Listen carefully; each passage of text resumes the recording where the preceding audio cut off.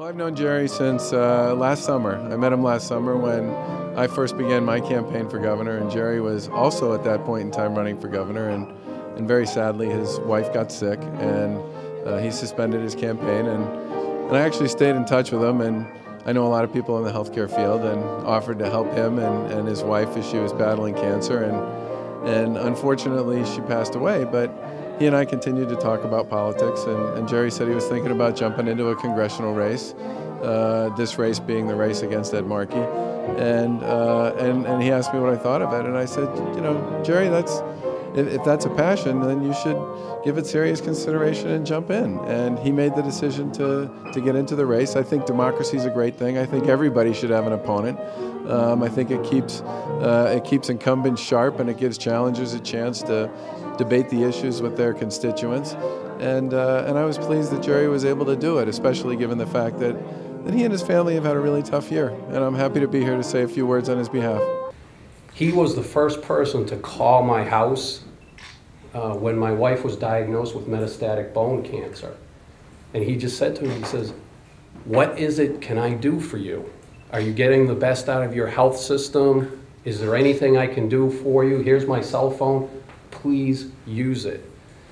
And there are two things I look for in a leader. One is being able to make very tough decisions in a very tough climate. The other thing I look for is the heart to serve those you wish to lead.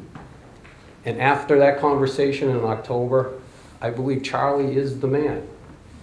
He showed me that he's got the knowledge to actually lead the people of Massachusetts to a better economy, to better job production, and he actually cares about the people. He didn't know me from the hole in the wall, but he reached out and touched me.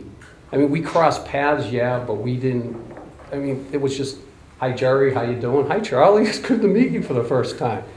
But he reached out to me when my family was hurting the worst, and it's probably the worst they've ever hurt. He reached out and said, "What can I do to help you?" And I mean, I can't thank him enough for being my friend and picking up the phone that day. Because, I mean, I tell everybody that story.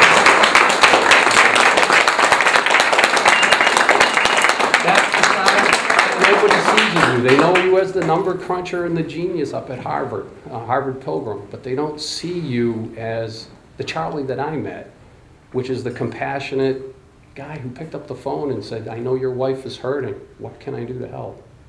And thank you very much for that. Thanks. I appreciate that.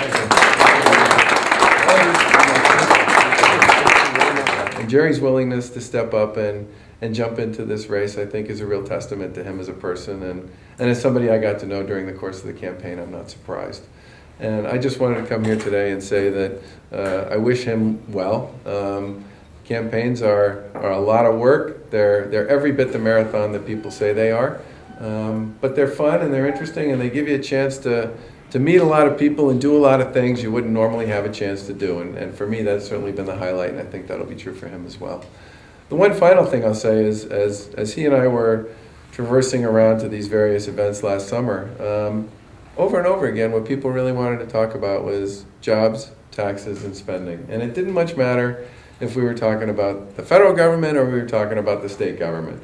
The sense out there was people were losing control, they were losing their freedoms, they were really worried about the state government and the federal government both spending money they didn't have, and what that was going to mean for them and for their kids and for their grandkids and for the economy.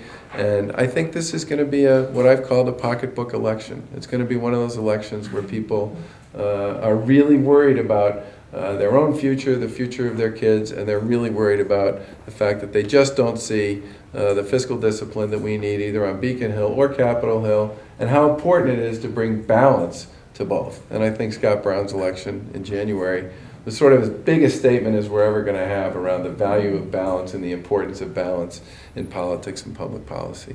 And Gerry, I wish you tremendous luck during the course of this campaign. I know you'll give it everything you've got because I watched you do that last summer, and I know you're that kind of guy.